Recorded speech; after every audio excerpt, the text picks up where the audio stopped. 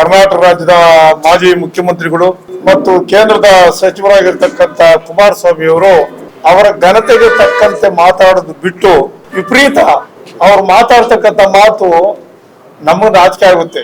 ಯಾಕೆ ಈ ಜಿಲ್ಲೆಯವರಾಗಿ ಈ ಜಿಲ್ಲೆಯವರನ್ನ ಗೆಲ್ಲಿಸಿ ಮುಖ್ಯಮಂತ್ರಿ ಪ್ರಧಾನಮಂತ್ರಿಗಳು ಮಾಡಿರ್ತಕ್ಕಂಥ ಜಿಲ್ಲೆ ಇದು. ಯಾವುದೋ ಒಬ್ಬ ಮುಖಂಡರ ಮೇಲೆ ಮಾತಾಡ್ಬೇಕಾದ್ರೆ ಲಘುವಾಗಿ ಮಾತಾಡಬಾರ್ದು, ಅವದೊಂದು ಬದ್ಧತೆ ಇಟ್ಕೊಂಡು ಮಾತಾಡ್ಬೇಕಾಗಿತ್ತು. ಯಾವತ್ತ ಕಾಲದಲ್ಲಿ ನೀವು DK ಶಿವಕುಮಾರ್ ನಮ್ಮ ಜೋಡೆತ್ತು, ನಾವು ದೇವರು, ನಾವೇನು ಗ್ರೇಟ್ ಹಾಗೆ ಹೀಗೆ ಅಂತ ಮಾತಾಡ್ಬಿಟ್ಟು ಇವತ್ತು ನಮ್ಮ ರಾಜಕೀಯದ ಬೇಳೆ ಬೇಯಿಸ್ಕೊಡಕ್ಕೆ ಇಷ್ಟು ಬಂದಾಗ ಮಾತಾಡ್ತಿರಲ್ಲ. ದಯಮಾಡಿ ತಾವು ಆತ್ಮವಿಮರ್ಶೆ ಮಾಡ್ಕೊಳ್ಬೇಕು. ಮತ್ತು ತಾವು ಕೇಂದ್ರದಲ್ಲಿ ಮಂತ್ರಿ ಆಗಿದ್ದೀರಾ, ಇವತ್ತು ಲಘುವಾಗಿ ರಾಜ್ಯದ ನಾಯಕರುಗಳನ್ನ, ರಾಜ್ಯದ ಉಪಮುಖ್ಯಮಂತ್ರಿಗಳನ್ನ ಲಘುವಾಗಿ ಮಾತಾಡ್ತೀರಾ. ಅವ್ರ ಶಕ್ತಿ ಮೀರಿ ಈ ಜಿಲ್ಲೆಗೆ ಏನ್ ಮಾಡ್ಬೇಕು ಅಂತಂದ್ರೆ ಮುಖ್ಯಮಂತ್ರಿ ಆದ್ರೂ ಅಷ್ಟು ಕೆಲಸ ಮಾಡಕ್ ಆಗದೆ ಇರೋದನ್ನ ಮಾಡ್ತಾ ಇದ್ದಾರೆ ಇವತ್ತು ಈ ಜಿಲ್ಲೆಗೆ. ಇವತ್ತು ನೀವು ಕೇಂದ್ರದಲ್ಲಿ ಮಂತ್ರಿ ಆಗಿದ್ರೆ ನಿಮ್ಗೊಂದು ಸವಾಲ್ ಹಾಕ್ತೀವಿ. ಈ ಜಿಲ್ಲೆಗೆ ನೀವು ಕೇಂದ್ರದಲ್ಲಿ ನೀವೇ ಕೈಗಾರಿಕೆ ಮಂತ್ರಿ, ನಿಮ್ ತಾಕತ್ತಿದ್ರೆ ದಯಮಾಡಿ ಈ ಜಿಲ್ಲೆಗೆ ಒಂದು ಕೈಗಾರಿಕೆ ತಂದು ಮಾಡಿ ಚಾಲೆಂಜ್ ಮಾಡಿ, ಅದು ಒಪ್ಕೊತೀವಿ.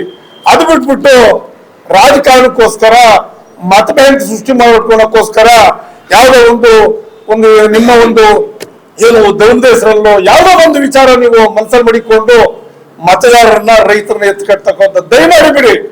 ನೀವು ಈ ರಾಜ್ಯದ 2 ಸಾರಿ ಮುಖ್ಯಮಂತ್ರಿಗಳಾಗಿದ್ದೀರಾ, ನಿಮ್ ಬಗ್ಗೆ ನಮಗೆ ಗೌರವ ಇದೆ.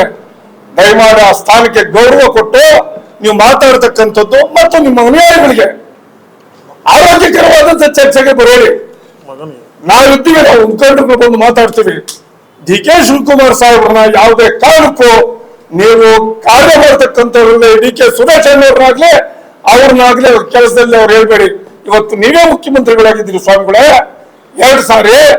ಇವತ್ತು KNF ನಿಮ್ ಕಂಟ್ರೋಲ್ ಅಲ್ಲಿ ನಿಮ್ಮ ಬ್ರದರ್ ಇದ್ರು, ಎಲ್ಲ ಡೈರಿ ಇದು ನಿಮ್ಮ ಇಲ್ಲೆಲ್ಲ ಇದ್ರು. ಇವತ್ತು ಕೇವಲ 10 ತಿಂಗಳಲ್ಲಿ ಒಬ್ಬ ನಮ್ಮ ಮಾಜಿ ಸಂಸತ್ ಸದಸ್ಯರು ಕೇವಲ 10 ತಿಂಗಳಲ್ಲಿ ಆ ಸಂಸ್ಥೆಗೆ ಅಧ್ಯಕ್ಷ ಕೊಡ್ತಾರೆ.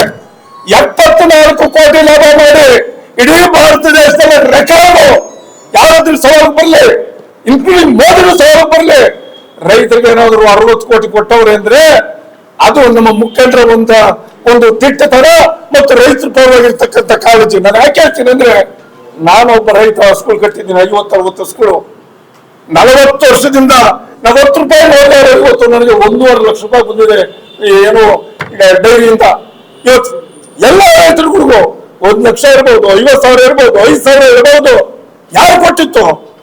DK ಸುರೇಶ್ ಅವರು ಅವರ ಅಧ್ಯಕ್ಷತೆ, ಅವ್ರ ಕಾರ್ಯಕ್ಷಮತೆಯನ್ನ ತಾವು ಬೊಮ್ಮನಿರ್ಬಹುದು ಇವತ್ತು ತಾವು ವಿಚಾರಿಸಬೇಕು. ನೀವು ಕೆಲಸ ಮಾಡೋ ಬಗ್ಗೆ ಯಾಕೆ ಹೊಟ್ಟೆ ಕೊಡ್ತೀರಾ? ದಯಮಾಡಿ ನೀವು ನಿಮ್ಮ ಒಂದು ಇದಿದ್ದೆ ರಾಜಕೀಯಕ್ಕೋಸ್ಕರ ಮಾತಾಡಿ, ನಮ್ದೇ ಇದಿಲ್ಲ. ಆದ್ರೆ ಈ ಟೌನ್ಶಿಪ್ದು ನಾನು ಒಬ್ಬ ಆ ಭಾಗದ ರೈತ, ನಾನು GPD ಮೆಂಬರ್ ಆಗಿದ್ದೀನಿ, ಜೊತೆಗೆ ಆ ಭಾಗದಲ್ಲಿ ನಾನು ರೈತ. ಮತ್ತು ಇವತ್ತು ಟೌನ್ಶಿಪ್ ತಾಯ್ತಾ ಇರೋದು ಇವತ್ತು ಬೈರ್ಮಂಗಲ ಕೆರೆ ತಾವೆಲ್ಲ ನೋಡಿದ್ದೀರಿ ಮಾಧ್ಯಮದವರು. 2,000 ಕೋಟಿ ಇವತ್ತು ಖರ್ಚು ಮಾಡ್ತಾ ಇರೋದನ್ನ ಹೂಳೆತ್ತಿ ಅದರ ಅಭಿವೃದ್ಧಿ ಮಾಡಿ ಫಿಲ್ಟರ್ಗಳು ಮಾಡಿ ರೈತರಿಗೆ ಒಳ್ಳೆ ನೀರು ಹಿಂದಕ್ಕೆ ಹೋಗ್ಬೇಕು ಅಂತಕ್ಕಂಥದ್ದು ಮತ್ತು ಎಲ್ಲಾ ರೀತಿಯಲ್ಲಿ ರೈತರಿಗೆ ಅನುಕೂಲ ಮಾಡ್ಬೇಕು ಅಂತಕ್ಕಂಥದ್ದು ಆ ಪ್ರಾಜೆಕ್ಟ್ ಅಲ್ಲಿ ಇರ್ತಕ್ಕಂಥ ವಿಚಾರ. ಇವರು ಸಹಿಸ್ಕೊಂಡು ಏನೇನೋ ಮಾತಾಡ್ತಾರೆ ಹುಚ್ಚುಚ್ಚಾಗಿ, ಅದು ಬಿಡ್ಬೇಕು. ನಾವು ಅವ್ರ ಬಗ್ಗೆ ಗೌರವ ಮಾಡಿಕೊಳ್ತೀವಿ. ಈ ತರ ಒಂದು ಕಟುವಾದಂತ ಮಾತುಗಳು ಮಾತಾಡೋದು ವೈಯಕ್ತಿಕ ಬೇಡ ಅಂತ ಹೇಳಿ ಈ ಮಾಧ್ಯಮ ಮುಖಾಂತರ ಹೇಳ್ತೀವಿ.